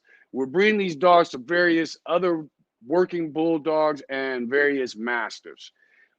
This should have been giving us a gene pool that created nothing but healthy dogs. At some point, they got so locked into big heads and bone that they didn't care about anything that exists. Some of the most popular dogs that people were breeding to had skin issues and worse, but nobody cared because they wanted that head or that chest or that neck, you know. So these older breeders passed down a bunch of structure issues and immune system issues to us, and now we have these dogs and Benadryl and vet pills and all these other things that are allergies. So when it comes to allergies and the immune system, you have two types of allergies typically in dogs. One is environmental, the other is diet. Somebody asked me earlier today, would you breed a dog with allergies? And I think that is based on how bad the allergy is. I would say when it comes to environmental allergies, I definitely probably would not breed that dog due to the fact that it's a dog and it should be able to handle its environment. If the allergy is dietary, um, I personally, my opinion, if a dog is allergic to any form of meat, I wouldn't breed that dog. Um, Now, if you're dealing with a dog that's allergic to grain, because the other thing is, every time I say I wouldn't breed that dog, I'm also somewhat hurting the breed because I'm shrinking the gene pool. You know what I'm saying? And the gene pool's already gotten small due to how much inbreeding was done in this breed and how much line breeding was done in this breed and how much breeding was done based off of hype. Everybody wanted to chase certain dogs. So the gene pool in this breed is fairly small. So every time we figure out a reason to eliminate it, we eliminate breeding a dog, we might be thinking, saying, okay, my dog's allergic to grain, so therefore I'm not going to breed it. But now you just remove that dog from the gene pool. So guess what? We're going to still continue to create more allergy issues because the gene pool is too small, or more immune system issues. So I do think it is up to you as a breeder. I think you have to be as educated as possible. I will say for me, if a dog is allergic to anything that dogs should be able to eat naturally, chicken, beef, any form of meat. Wolves don't kill lambs and then all of a sudden lose all their fur. Wolves don't run around and eat. It's a predator. For all predators, these dogs are predators. So they should be able to eat any form of meat that they choose, from fish to poultry to beef, whatever it is. I would say if it's allergic to that, I personally would not breed that dog. Now, let's say the dog is allergic to certain grains. That's where it's kind of like, okay, maybe I'll breed it. What I will say is this: if your dog has any form of allergy issues, and that's the immune system, if it has any form of issues with its immune system, you need to be making sure you are breeding it to dogs that don't have issues. Don't get caught up into this. Well, I don't have to feed. My dog's allergic to kibble, so I'm not going to feed kibble. I'm just going to feed raw. Then before you do a breeding, you need to talk to people who are able to breed who have dogs that are able to eat kibble. You need to breed to dogs that have a stronger immune system than what you have, because a lot of these feeding raw and these different things that vets do is just covering up issues, and then we're continuing to breed these issues because now we feed raw. So you got to really think about that. But this all came from the breeders that were here before us who didn't give a shit. We're breeding dogs, and that's not all of them. But a lot of them, majority of them, were breeding dogs and didn't care about what issues they had. Another thing when it comes to allergies, it's not just environmental, it's not the diet, it's also amount. Um, Overweight dogs tend to have issues, and this is a community that is full of overweight dogs. One of the things is you're weakening the immune system due to the fact that a lot of what your immune system comes from the gut. The healthier the gut, the stomach of the dog, the lining, stomach lining, the intestines, the healthier that is, the stronger the dog's immune system is going to be. And when you're overfeeding your dog, what you are doing is giving that, and you never get, it's almost like a phone battery. How sometimes they say you got to let the battery die sometimes, because if you never do, then the battery just don't last as long. The immune system, the gut, the intestines, they operate in the same manner. So you have to be willing to let it clear out. And the two best ways of doing that is exercise. One, because now your dog is pulling as much nutrients from the food that you're giving it as possible. The other one is fasting. Fasting is a great assistance to the immune system of your dog. I fast once a week. If you notice an immune issue with your dog, if you notice your dog, all of a sudden you notice a little spot of hair missing or whatever, as soon as you notice that, don't feed your dog for 24 to 48 hours. A lot of times that hair will grow back because the dog cleans out what has gotten in his system. Make sure you're still exercising your dog on the same regimen, whatever that is. But all of a sudden, because you exercising the dog, it's pulling all the nutrients that's left in the system. You didn't feed your dog, plus the dog's still shitting, still pissing. It's cleaning out its system. And the cleaner that system gets, the more the immune system tends to pick up and get that boost that it needs. Um, Someone asked me, how do you tell the difference between food allergies and seasonal allergies? Food allergies are more frequent. Seasonal allergies, they come with the seasons. We have winter, spring, summer, fall. So your seasonal allergies tend to start during the spring and then manifest and get worse during the summer, because during the summer months, it just enables those allergens to explode. So again, food allergies tend to be more frequent. They tend to come out of nowhere. Seasonal allergies tend to hit in the spring and get worse in the summer. You may not even notice your seasonal allergies during spring, but then all of a sudden the summer hits and bam, it explodes. So there's really no way to definitely tell unless you do what they call food diet trials. And we're going to get into that in just a second. But most times your dog doesn't have, if your dog has allergy issues, most times it is not going to be based off food, the type of food it's eating. Most times it is going to be a seasonal thing, an environmental thing. And that's when I say you need to be questioning whether you want to. If my dog has allergies due to grain, and he just kind of gets little breakouts, little hives, whatever, then I would say, depending on your situation, go ahead and breed it. But make sure you breed it to dogs that have zero allergy issues. If your dog's breaking out due to seasons, you really want to be careful breeding that dog. You really got to think about that. If your dog is having allergy issues due to its intake of meat, as far as I'm concerned, you shouldn't be breeding that dog at all. Dogs should be able to eat meat.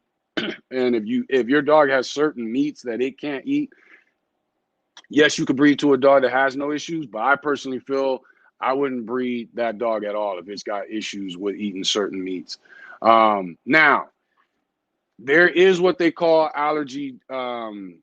food allergy tests that you can do. And if you notice your dog is having issues, the first thing you want to do is fix the issue from the outside. So, and as far as the outside, what I would say is this. You notice there's an issue. Doc Soil, Gary Moore of Grayline has docsoil.com. You can jump on there, and he's got great products for internal and external, for all different issues. Also, I typically, if I notice the dog is losing fur, just in case it's mites, I don't worry about what it is. I focus on getting rid of all problems. So the first thing I do is I run to the store and I get that Borax Mule Team detergent. I get peroxide, and I pour that in a bucket of water. And I do the same amount of water as I do peroxide, and then start mixing the borax multine detergent in there. Once you notice it's not dissolving, when you start seeing it hit the bottom of the bucket, that means you put enough.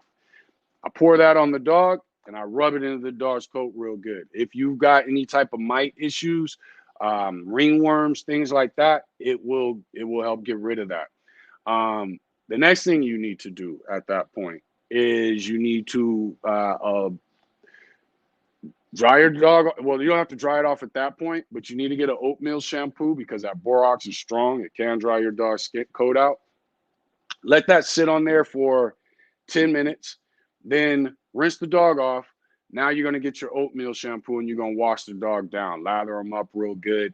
Let that lather. You guys who are bathing your dogs and rinsing it off immediately, that's not what you want to do. Let it lather. Let the dog run around 10, 15 minutes with the soap and bubbles all on him, and then go ahead and rinse it off. This is going to kill a lot of the mites, fleas, anything that you've gotten on that might be on your any parasites you might have in your dog. It's also going to help that lather and that oatmeal shampoo soak into your dog's fur. Next thing you want to do, if you suspect that it might be a food allergen and you don't know which one it is, you want to do a 1 protein, 1 carb diet. You basically want to focus on either for your protein, you want to focus on pinto beans. Some people I know have used tofu. I don't know with tofu, but you've got rabbit, venison, duck, fish. Go to something that your dog has never, find one of those proteins that your dog has never eaten before, ever. Okay. At least that he hasn't had in the last 2 months. And then the 1 carb, you want to look for, my favorite is canned pumpkin. But you can do canned pumpkin, you can do potato, you can do sweet potato, you can do rice, you can do oatmeal. But you only want 1 protein and you want 1 carb. And you are going to be giving this to your dog for 4 to 6 weeks until everything is better. So you do your bath, you feed this to your dog 4 to 6 weeks. If things get better within 4 weeks, you notice the dog's coming back. And that is what's going to happen, especially if you're fasting once a week. Or that is what's going to happen. So things all of a sudden, they get better. Now, when you're doing this, I would suggest not fasting. When you notice the issue, fast your dog 24 hours, give it time to clear out his system, and then put your dog on the 1 protein, 1 carb diet. And this is all you're going to give your dog. No more treats, no anything. Once it gets, you also want to give it antibiotics. I tend to use fish mox, although I do feel that fish flex is better when it comes to issues. And you want to get something that's going to help with the hair growth so the dog can bounce back. Once you do this for that 4 to 6 weeks, the dog's getting better. Some might take a little longer than that, but you're seeing it getting better after 4 to 6 weeks. Now you're going to gradually start introducing the foods that you were previously feeding your dog, 1 at a time. So if you gave your dog 10 different things, 1 at a time, you're going to start introducing it. 1 week. So let's say you gave your dog a certain kibble. That's where I would start. Bring that kibble back in for a week. Watch. See if the fur continues to get better. If it continues to get better, you know it's not the kibble. If it starts to get worse, you know kibble's probably a problem. Okay. If it gets better, then you add the next thing. You feed raw. You feed different quarters, whatever it is. Start bringing that back in slowly but surely, 1 week at a time, till you're back to your regular food regimen.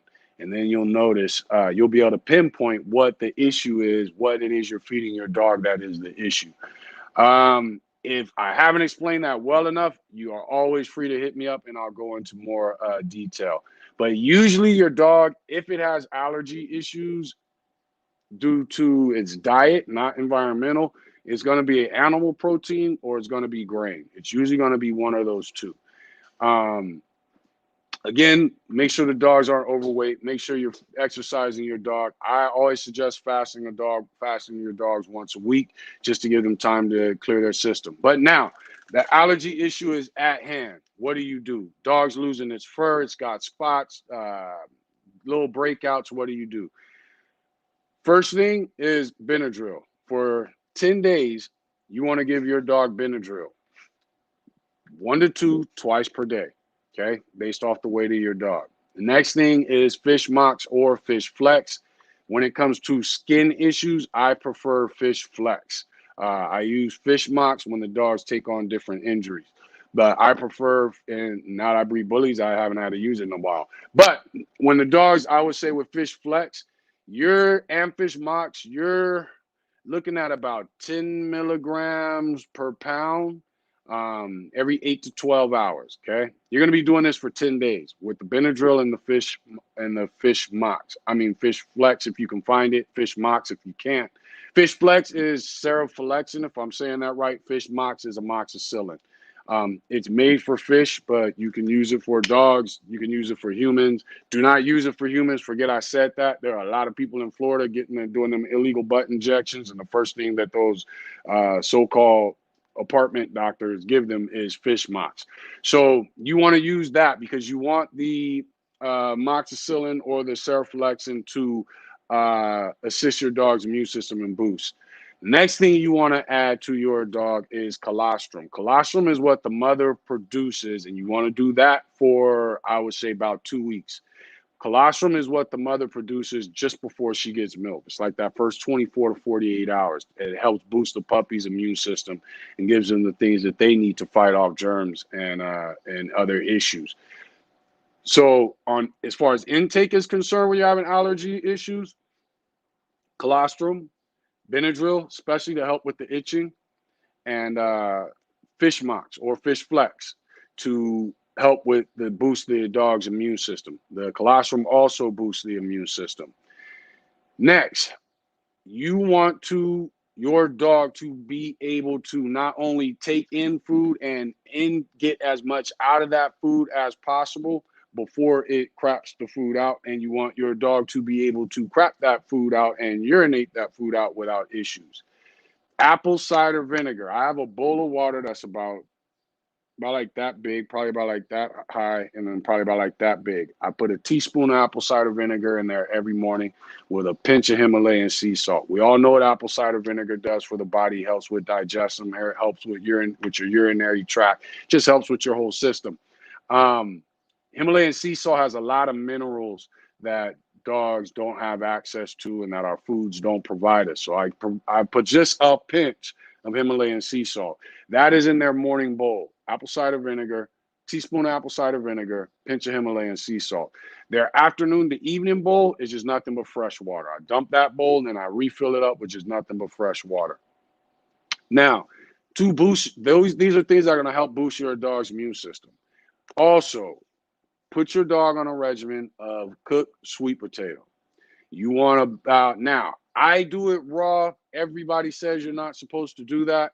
I do it. Don't include the skin because it's harder for the dog to digest. I just take it and I grate it with a cheese grater. You want to but everybody says you're supposed to cook it, so I'm going to tell you guys cook it. 2 to 3 teaspoons, I would say, of it, of sweet potato. Canned pumpkin.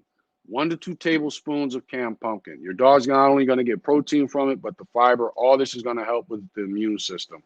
The canned pumpkin helps keep the dog regular. So you're looking at 1 to 2 tablespoons of canned pumpkin. Sardines are one of the best things you can give your dog for its coat. The fish oils.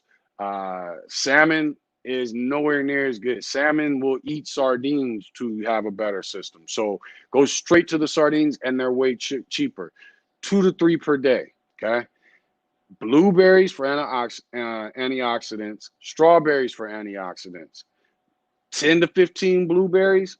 I would say strawberries 3 to 5. You're going to be doing this on a daily basis. Okay, for 2 weeks to 2 months.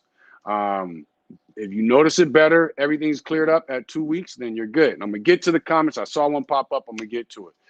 Plain yogurt, 2 to 3 tablespoons, okay?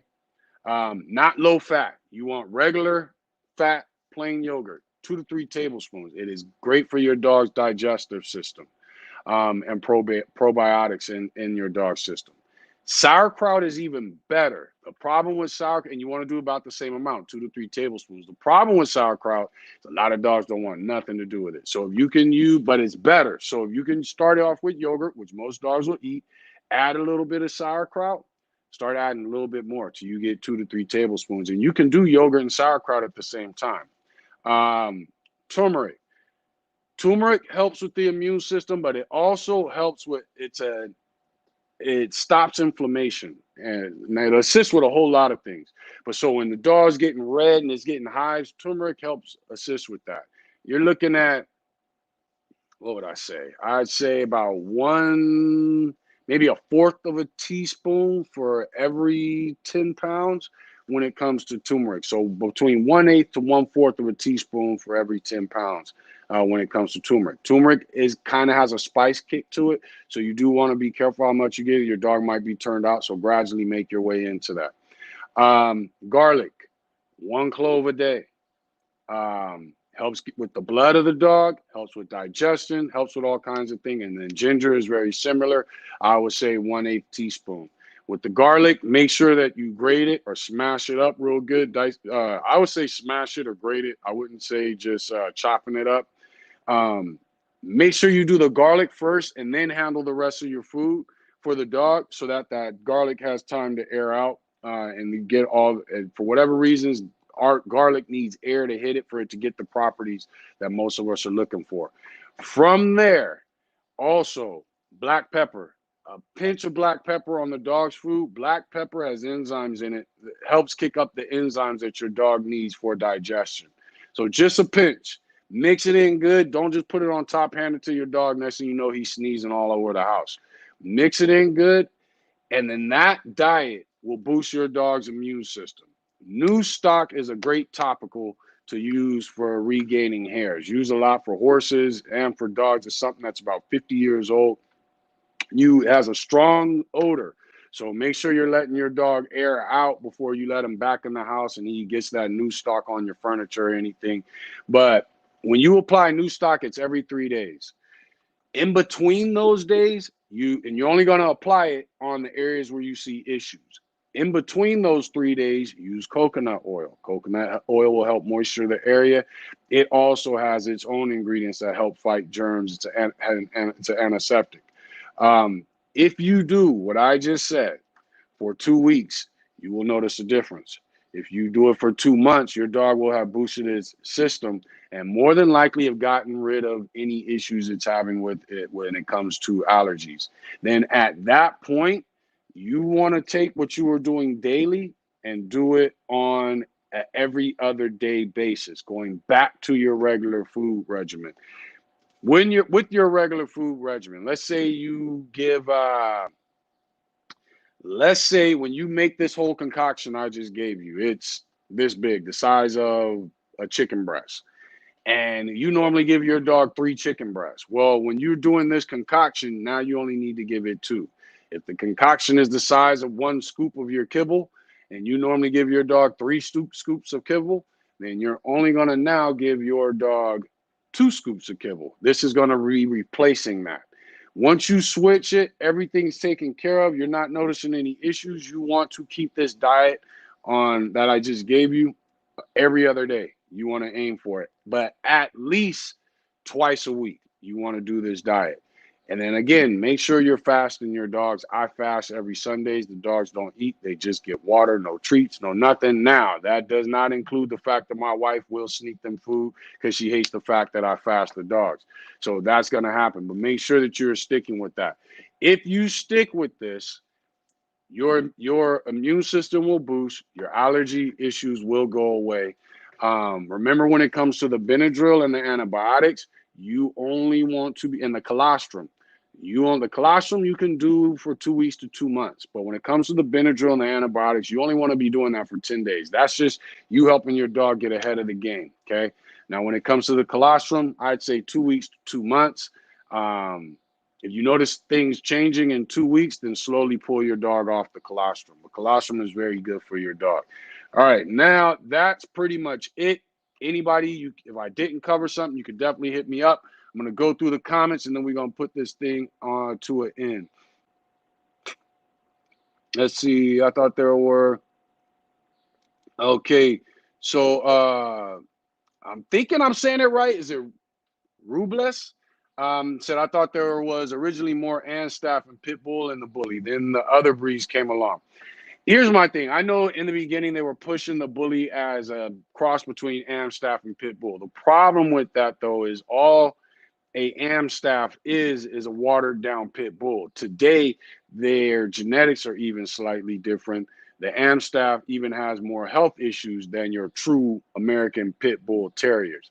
So if you cross a pit bull and an Amstaff, all you're really going to get is a pit bull. You can't create a breed by crossing Amstaffs and pit bull, because the Amstaff came directly from the pit bull. It was just bred for a different purpose, which is the show ring, for about, what are we in 2020? So now about 2021. So now about 80 years. But they had to bring other breeds in there. So, and the majority of these dogs may have been registered pit bulls or weren't true pit bulls. Like the UKC pit bull is really a AKC Amstaff. You know, it's not really the real dog that it used to be. Someone else said, Daryl, I think it's time I hop on camera and talk my shit one day. Who is this? Well, hold on. Who is this? Let me see if I can find you on Facebook. I'm not seeing it. Let me jump to the other page. Belinda, what's up, girl? It's probably you that said that. Who's on here? Why don't I see that comment on Facebook? It's a Facebook comment. But Belinda said one of the meats I've heard a lot of dogs started having problems with is mainly chicken. I believe it's chemical growth hormones. Now that could be a factor, and other things they do with chickens, in my opinion, just my opinion. And that started over the past 5 years. See, and I said I wouldn't breed a dog that has any allergies to meat, but that's a great point. That is a great point. Feed allergies also sometimes will cause cysts between the toes.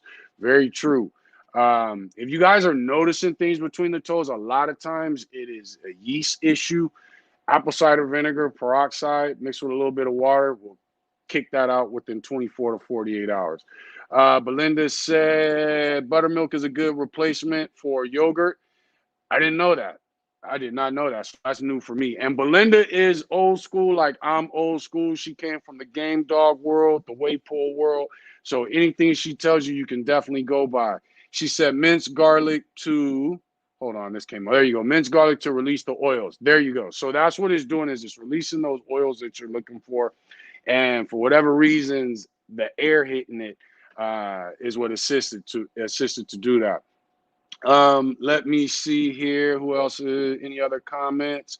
Have you done a live on breeders who do/don't do genetic health testing or ortho health testing? I'd love to hear your stance on it. I haven't done that live, but I can give you my stance now. I believe that health testing is overrated. And I know a whole bunch of people like to grab my lives, make a little quick copy or excerpt of it, and then post it all over wherever they can to make me look bad. But I don't care. Take your little copy of this, and I'm going to say it.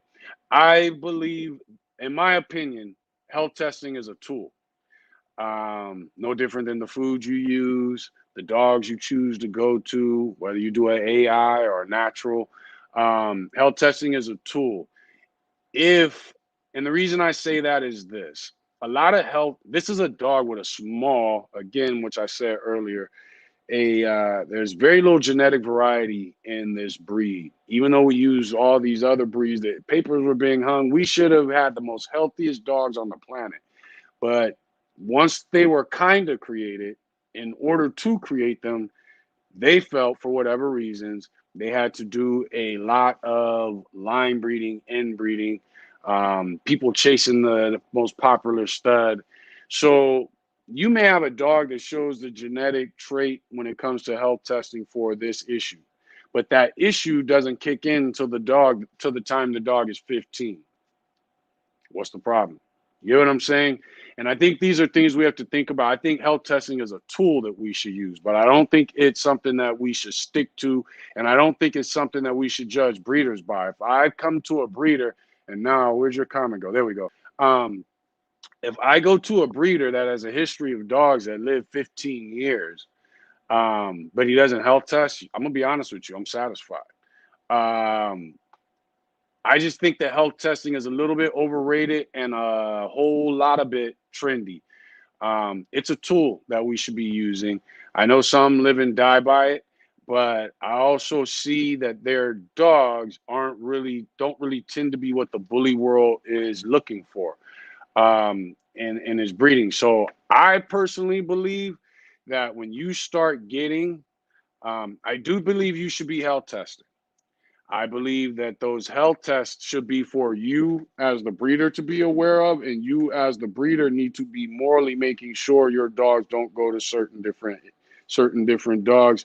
Um, but I believe that it's a tool. I think when you've got your temperament correct, where you want it, and you've gotten your structure at least almost where you want it, that's when you need to be doing the health testing.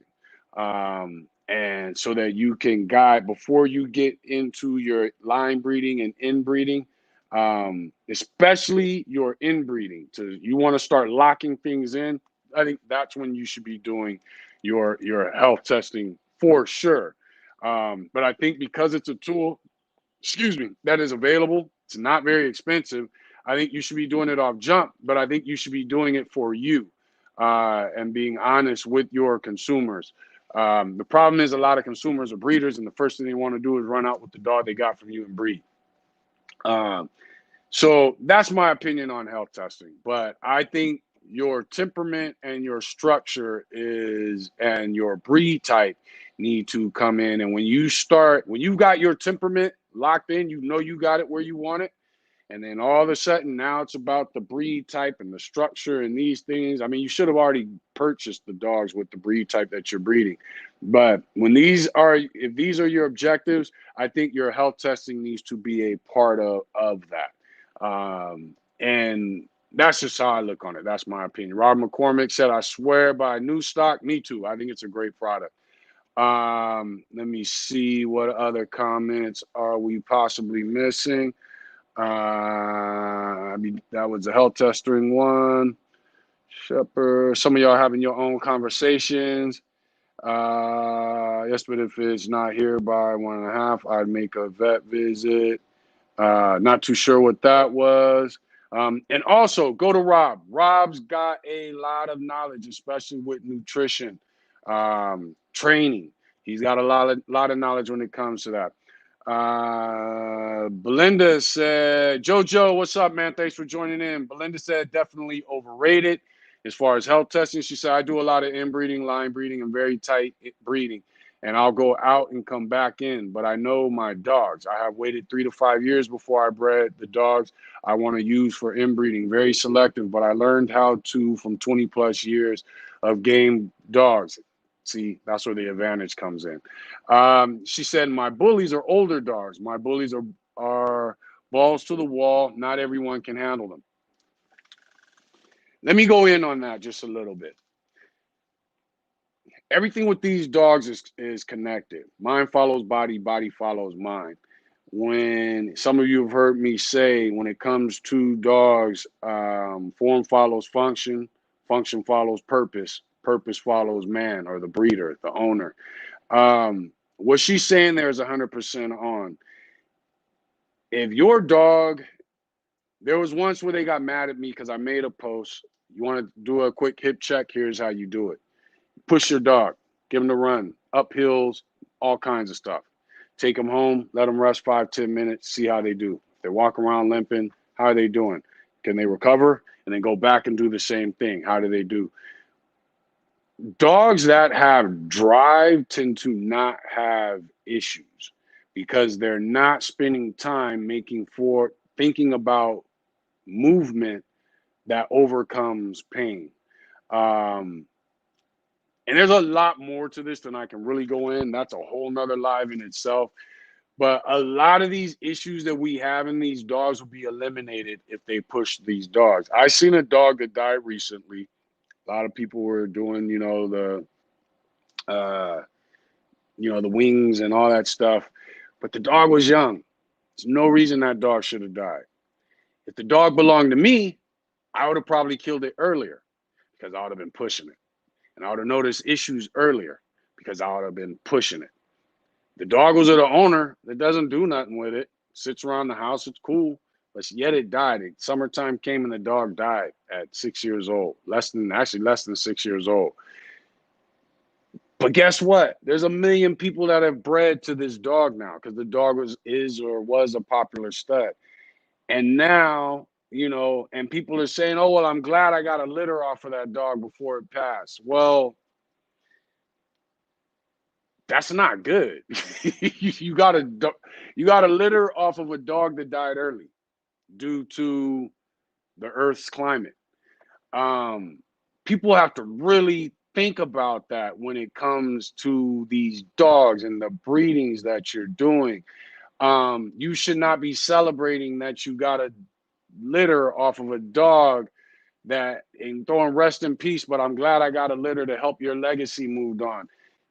If dog's fucking 4 years old, there's no legacy. It's just a bunch of rust breedings. That means by the time his puppies are adults, he's still a young dog. There's no legacy to that at 4 years old. So this sounds crazy to me. And I'm learning to shut my mouth on Facebook, except for when I go live.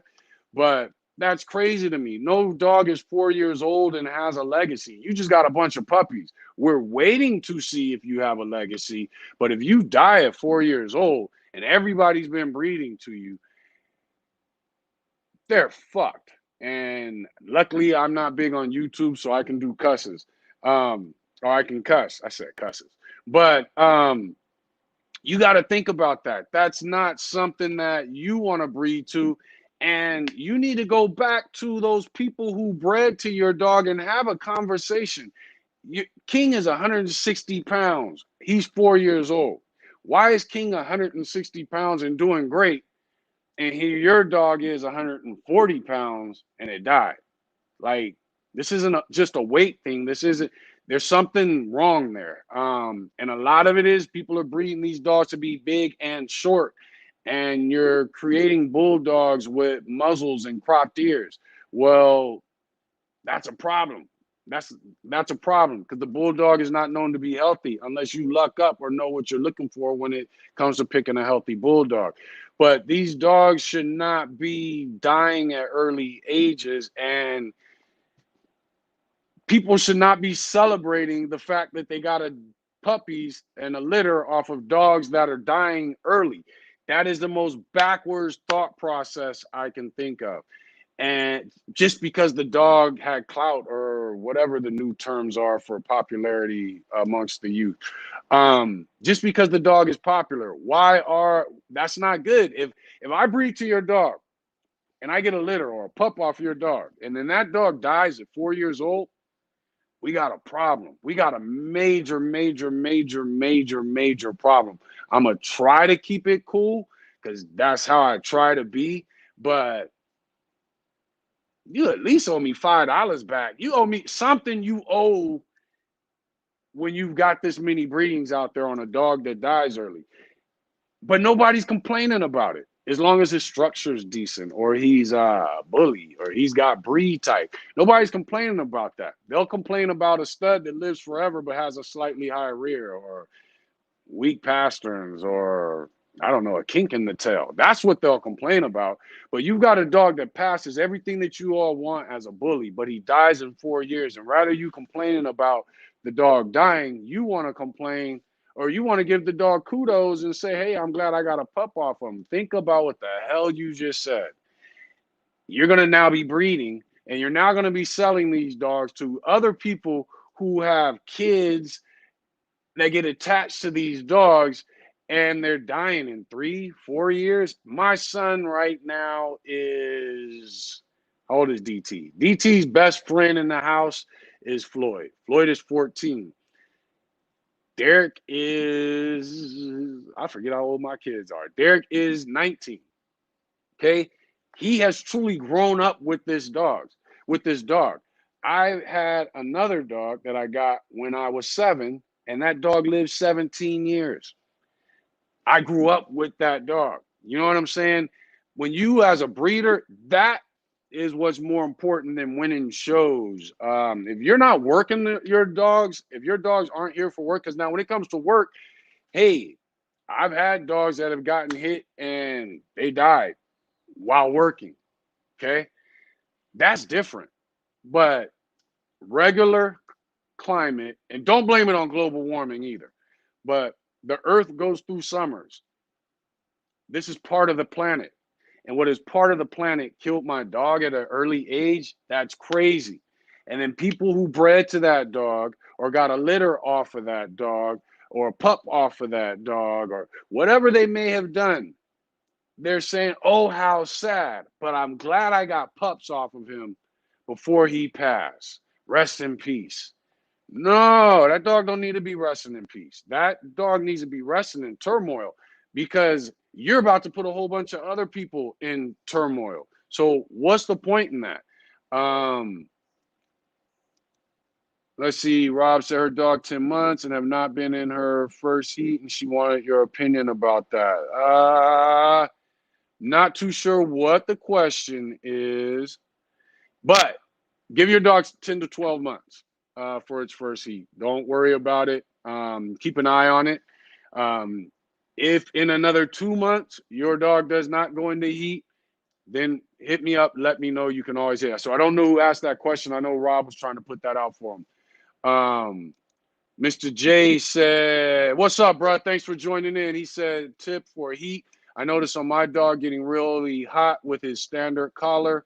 It's considerably hotter under the collar. So I think I either saw you make a post or a live about that, which is something I've never thought of. And that's true. That collar is increasing the heat on the dog. That's very true. So when it's hot, take them collars off the dog, you know. And when it's time to come home, take the dog collars off the dog so it could cool down. Uh, let's see. You're not sure what that was about. Saving unhealthy pups can cause long-term problems in that dog. No, okay. So there you go. I am of the type that I don't save pups. Let me reword that. In my past, before Bullies, I was always into not saving pups. That was my thing. Whatever's gonna die is gonna die. That way, I know that that dog does not become an issue in somebody else's home down the line. Um, when it comes to Bullies, now, granted, I was breeding dogs that were for working and protection purposes. When it comes to Bullies, it's a designer breed, so you don't have to be as strict. But you do need to think about how far you go when it comes to trying to save pups.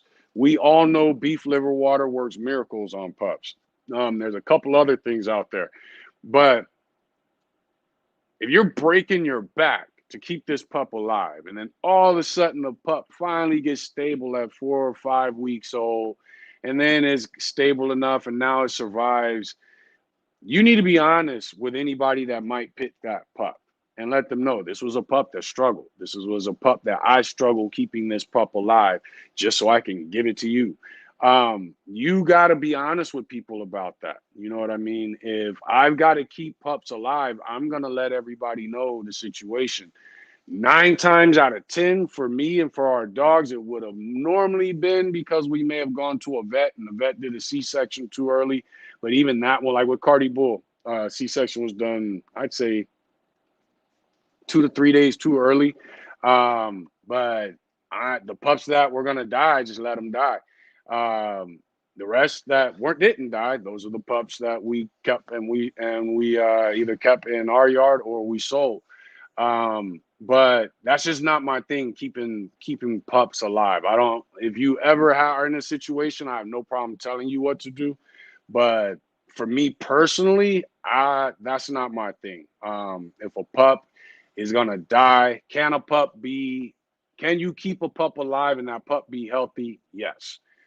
But there's a good chance he won't be, and I don't want to risk that chance with somebody who's giving me money. Whereas I know these pups, based off my history, these pups that were born with no issues, I didn't have to keep alive, I'm comfortable selling those dogs to someone. So really think about that when you jump in a book or Google or you get some information from somebody that knows dogs and they're telling you this is what you need to be ready to do to keep pups alive.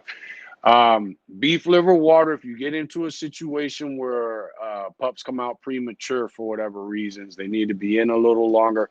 Beef liver water, there's a couple other things that can help you with that, and we can do a whole nother live on that. But that's just something to think about. I'm just don't believe in keeping pups that are going to die alive. Let's see what else. I'm going to try to check these comments so I can go ahead and get off of here.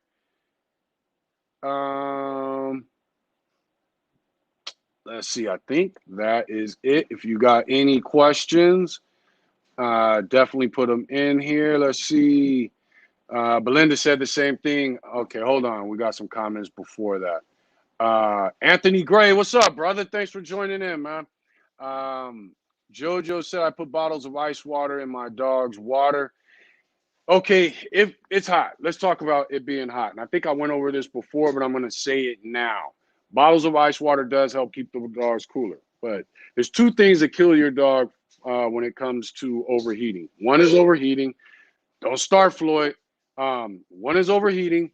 The other is anxiety. The two meet together and the dog perishes. So we already did the live on what to do about dogs that are overheating. How do you prevent a dog from overheating? Exercise your dog. Most of you know I say panting is exercise. Drooling is conditioning. When the drool goes from clear to bubbly, now you're in a phase where you are dealing with the dog dehydrating and possibly overheating. Okay. So these are the things you want to watch for. The better in shape your dog gets, the longer it's going to take for him to pant. The longer it's going to take for him to drool, and the longer it's going to take for that drool to turn into foam.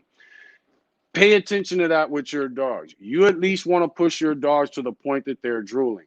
So if you take your dog for a walk, it's panting. Or actually, I'll take that back. You want to at least take your dog to at least with the average bully, get them to the point where they're panting. If you're coming back home from your walk and the dog's not panting, you're not going far enough. If you're throwing the ball, working the flirt pole, the spring pole, whatever it may be, if the dog's not panting, you're not doing enough, okay? So you bring the dog back home, kick the water bowl over. Don't let the dog have no water. Give that dog, it takes the average dog, an in-shape dog's 3 to 5 minutes, especially if it's well-conditioned. But the average dog takes anywhere from 5 to 8, maybe even 10 minutes to recover. When I say recover, that means it's got his breath back, it's got his energy back, and is able to go back out and do whatever you had it doing before. So, and conditioning is something I used to, I guess you would call it professional, but I used to get paid to condition other people's dogs for other purposes when I was a youngster. It's just something that I've learned from my uncle and a lot of studying, and then I got heavy into it and really fine-tuned my strategies when it came to conditioning. But your dog needs to learn what it feels like to recover, because here's what happens. You take the dog for a walk, it starts to get hot. You get back home, that heat still increases for a little bit. Your dog starts to panic. Then hopefully it starts to die down, your dog can get water and everything, and it can cool off, and then it never overheats. Your dog needs to learn what it feels like to recover. So when you take your dog out for a walk, you're doing whatever form of exercise that you are doing.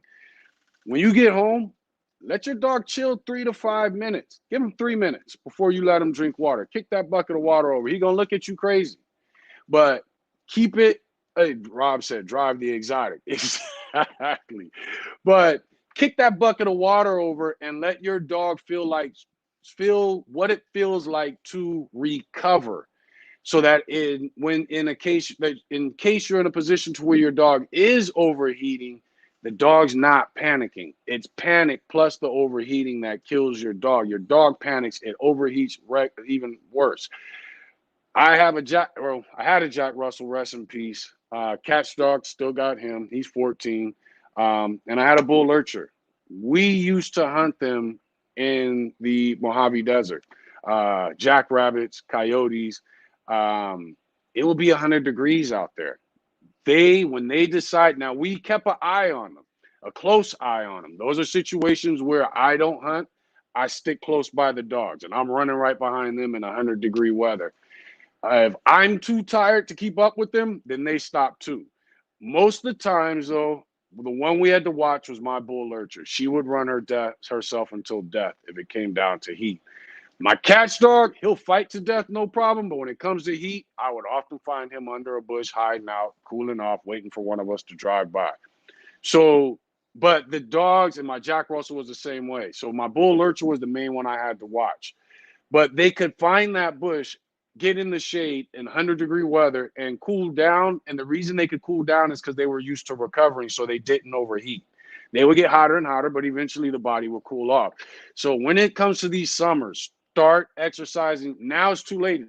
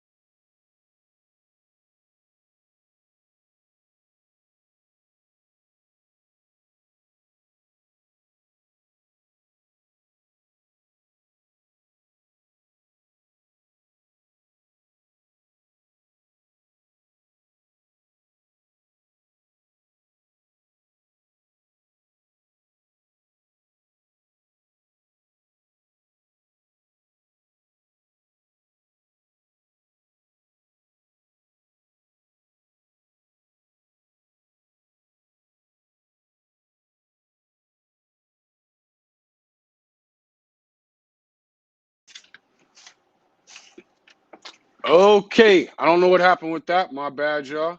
But like I was saying, Mr. J, I love what you're doing with your dogs, man. Keep it up. Keep pushing. Keep watching their reactions to various things. Learn their temperament so that you can decide what you want to do when you're breeding and who you're breeding it to. I don't know why that happened. That's weird though that it went out, but I am back. But we about to get off of here anyway. Let me see if there's any other questions. Let's see. Jojo said my dogs don't get hot like that because, like DT said, I work my dogs. There you go. Stephanie, what's up, girl? Thanks for joining in. Jojo said, and as far as the ice water, I've been doing this for 20 plus years. That's one of the things that you can do, because especially if you just take that ice water, you put it in there, it will keep their water cooler. A lot of times people have to be aware you got your water outside, it's hot outside, your dog goes out to get some cool water and it's no longer cool. So either do what Jojo said is one of the best things you can do. Get some water bowls, freeze the water, water bottles, freeze it, throw it in there with the water, add ice, things like that is way better. Um, let's see. Stephanie said, why even hunt in blazing heat? Because we had the dogs that we could do it with.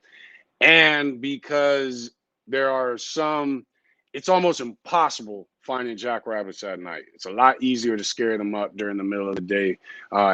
During the evening, they tend to be on the move more. So a lot of that just depends on what you're hunting. Coyotes are a lot better to hunt at night. Jackrabbits, we found with our dogs, was better to hunt during the day. Is it crazy? Yes. At my age, would I do it again? Hell no. And would I do it with an American bully? Hell no. But we had the dogs that were equipped for it. Let's see, Jojo said,